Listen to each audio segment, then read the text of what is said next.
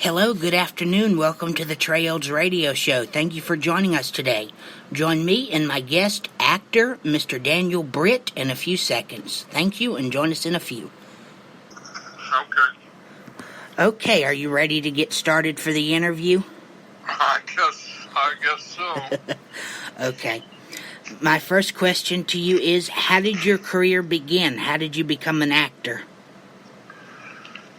I didn't start acting until my mid-40s.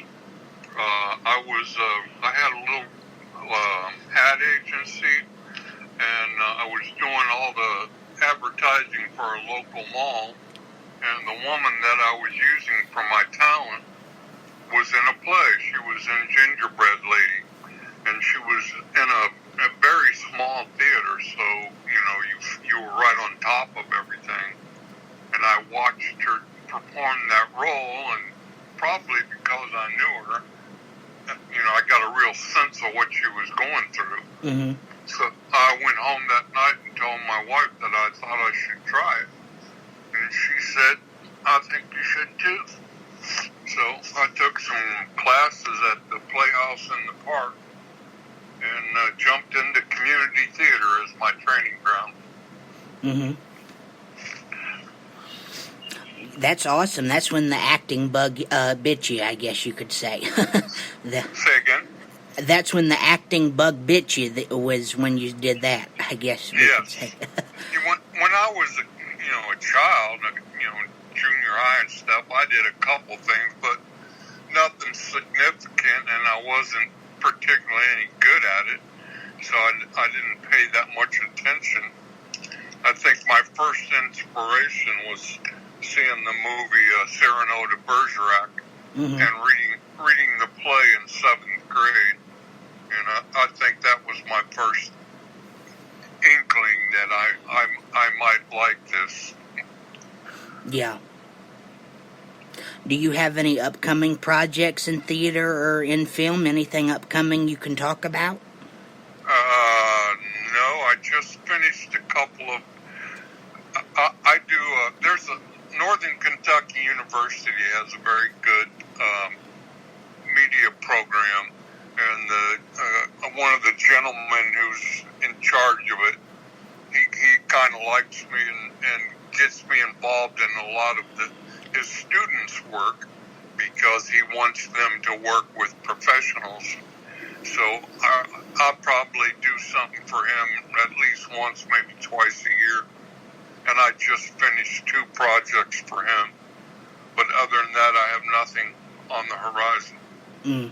I just finished a play. I finished Sam Shepard's Ages of the Moon, which we self-produced, myself and the other actor. We just wanted to work together, so we put it up ourselves. And that was a month ago. Mm-hmm. Yeah, I've seen some of your work. I've seen a film you did in 2020 called Santa's Promise. That was a good film, and that was Cincinnati actor-based. A lot of people... Yes. Yeah. Yes. The gentleman who produced that, he has done that every year until last year. Last year was the first time he didn't produce a Christmas movie, and I've done a couple for him. Mm-hmm. And then I also seen Revelation Trail, and then there was another film you did, Straight Jacket. Yeah, I just recently tried to watch that one. I'm glad you saw that one, because that's one of my favorites. Mm-hmm. I wanted to work with a granddaughter, because I have several, and I just wanted to work that experience out in film. So I was glad to do that film a lot. Mm-hmm. Yeah. But mostly you're a theater actor, right? Mostly theater, but you've done film, but you're primarily break into theater, right? I would say that, yes. Okay. Yeah, they're very different experiences. Mm-hmm. And I think that theater allows you to go through that character arc every performance. Whereas in film, you're always wondering where on the arc are you. So you have to put a mental note in your head when you start a scene as to where you are on the arc. Whereas in theater world, you work your way through that arc. Does that make sense to you? Yeah, I get it. I've done theater and I've done a few independent films and... Oh, okay. Good. Yeah. Yeah, I'm an actor and voice actor as well. I do radio, the interviews like we're doing now, and I do narration promotions, and I've done a few theater work and a few independent films, and I like it. I've done it for, I'm 22 now. I started around 13 or 14 in theater, and then went into voiceovers, and I love doing it.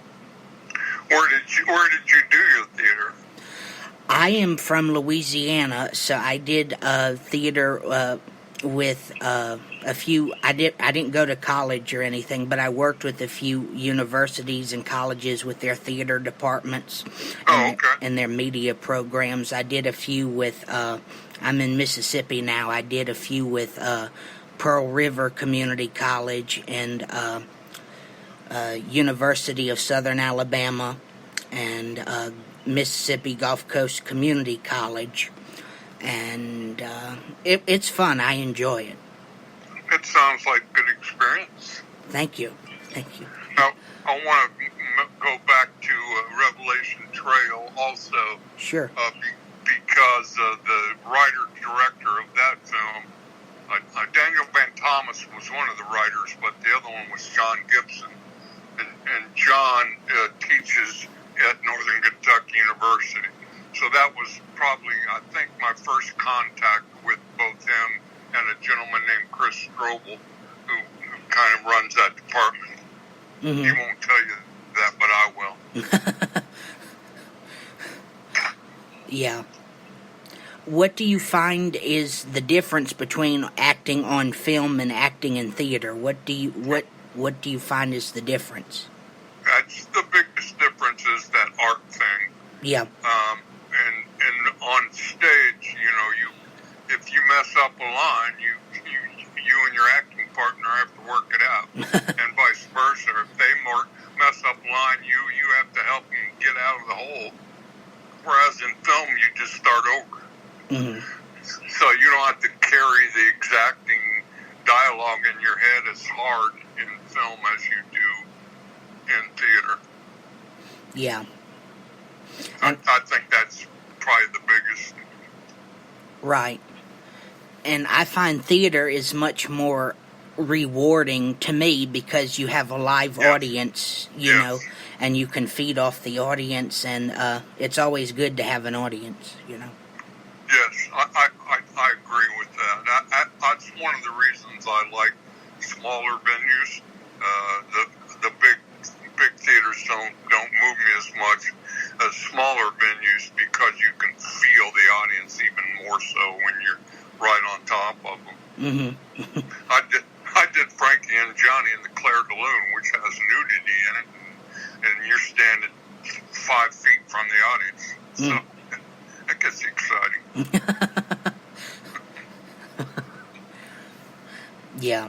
It's always great to have an audience, and film is great too because I guess it reaches a bigger scale. More people watch film more than theater, but I like doing it both. And then going back to acting in general, when I first started acting, I found rejection very hard to deal with, and now I don't really deal with rejection, going into an audition, and don't take rejection personally, that I think every actor should learn that, don't take rejection personally. Same with salesmen. And I guess that's what you are, you're selling a character. Right. Yeah, you're correct, that rejection gets old. Right. And in theater world, there's more. It's even harder to break in than filmdom is. there don't seem to be the same kind of clicks in the world of film. Maybe it's because there's more people doing it, whereas in theater there's only X number of theaters around to work at. Mm-hmm. Even if you go out of city. Right. Yeah, it depends where you're at. If you want to break into film and television, your best bet is to go to Los Angeles or California, and then theater. I guess the big mainstay for theater is New York, but there's so many other places that are opening up. I know Washington D.C. is big with theater, and then Atlanta. Mm-hmm. Atlanta's big. Yeah. And we actually do quite a bit of movies here in Cincinnati. They change some tax codes around and that kind of thing, and we have a film commission here, so we get our share. I've been in a movie with Robert Redford, which is kind of fun. Right. That's awesome. Yeah. I know what you mean because I'm from Louisiana. I grew up close to New Orleans, and the Gulf Coast and all that is getting big with movies now, And, I've heard so, yes. Yeah. What is your advice to people who want to be an actor? Find something else to do. No, I don't know. It's just a tough thing. I'm an artist by nature. When I was, I started as, I think drawing was my first entry into the world of art. And I think most every actor I know has another discipline. They're either into music or art. Jeff Bridges paints and that sort of thing.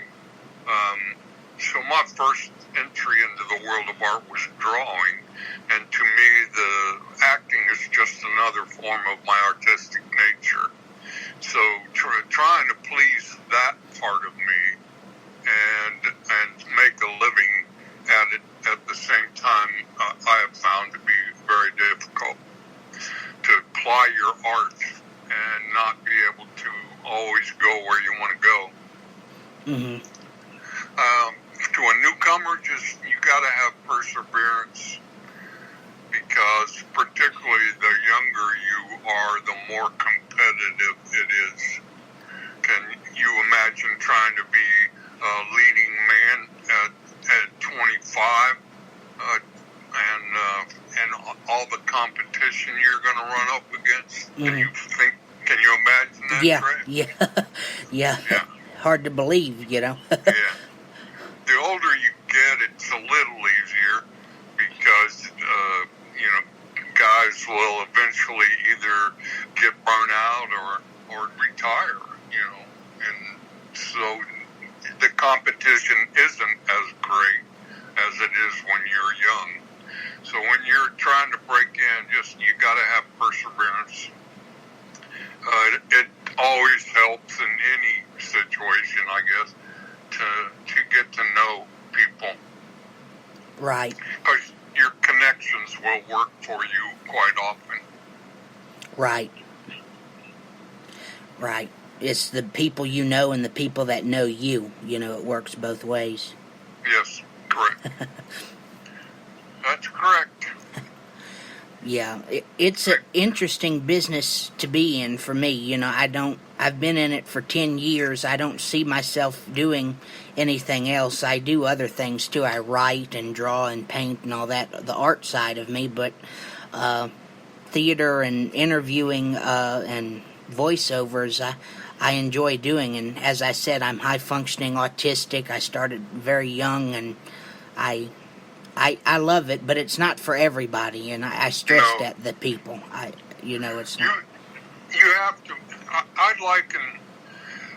I'll talk about theater mostly here, although there's some truth in film. Is when people come to the theater and the lights go down, in that moment of the lights going down, they're no longer a brother or father or friend or sister or whatever.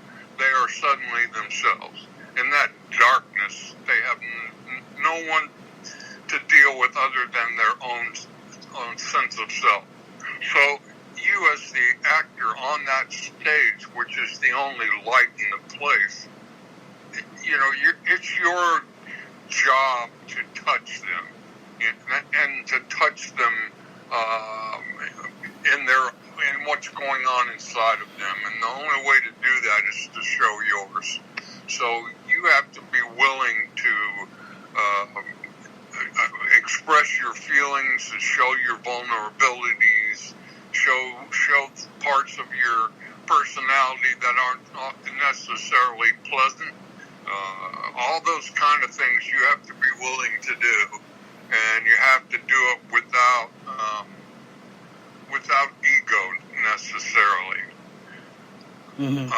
Does that make sense to you? Yes. Yeah. And so that's what I think the actor's job is to touch a person, the reality of that person, not the descriptions of or job functions of any human being.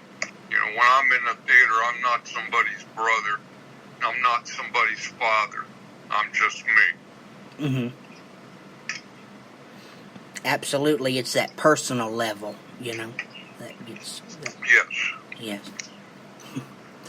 Well, Mr. Britt, thank you very much for letting me talk to you. It's been a pleasure, and thank you for telling me about your career. And as I said, I seen some of your movies, and I'm a fan. And I got a question. Sure. How'd you find me? I'm not a household name, Well, I do a lot of research because I interview actors, big-name actors, and then the working actors like myself and you and myself, and I just write down names when I'm watching movies. I write down names and try to find these working actors, and, it's kind of difficult sometimes, but try to contact them through social media, or if they have an agent or something, try to get them the best I can. Yeah, I've never had an agent, so everything I've done has had to do on, just what I can do. Right. What was the first contact with me? Was it Revelation Trail? Revelation Trail, and then Santa's Promise. Yeah. Okay. All right. And what'd you do, find it on IMDb or something? Yes. Okay.